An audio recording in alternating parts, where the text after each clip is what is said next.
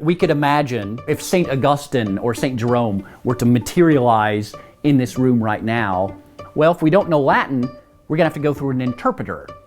Right. Which, that'd still be wonderful. That's certainly fine. If you read things in translation, that's great. But wouldn't it be so much more wonderful to be able to actually, kind of cut out the middleman and actually engage them directly? So this idea of the great conversation, I guess, comes into here as well.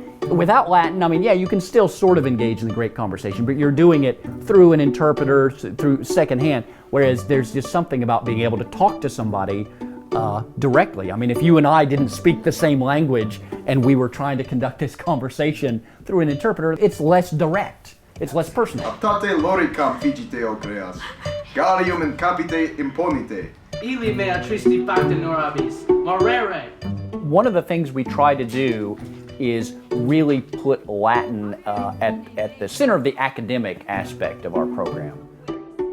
I think for humanities, Latin is a kind of a foundation in much the same way that math is a foundation for the sciences. There's always a danger of kind of getting swept away with the subjective and sort of, just emotive discussions of text, whereas, if you put Latin at the center, you're making clear that, no, we're actually dealing with something real with its own rules that have to be acknowledged and respected.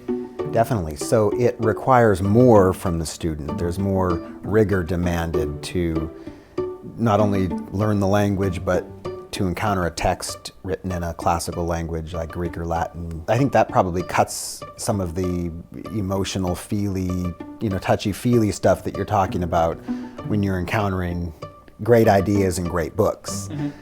It sets a standard. It sets a standard, yes. And it's also, I think Latin is also key as all languages, I think, are sort of intertwined with the question of identity. And I think Latin is integral to our identity as Christians. Christ was incarnated during the time of the Roman Empire. Latin was everywhere, even in Judea. If we want to connect to that time, we have to be willing to make the effort to learn a little bit of Latin. As I often say, it would having a Christian school where we don't address Latin, it would be as if imagining a Jewish school where they don't bother with Hebrew. Like, no, if you're serious about your tradition, this is something that you're going to invest in.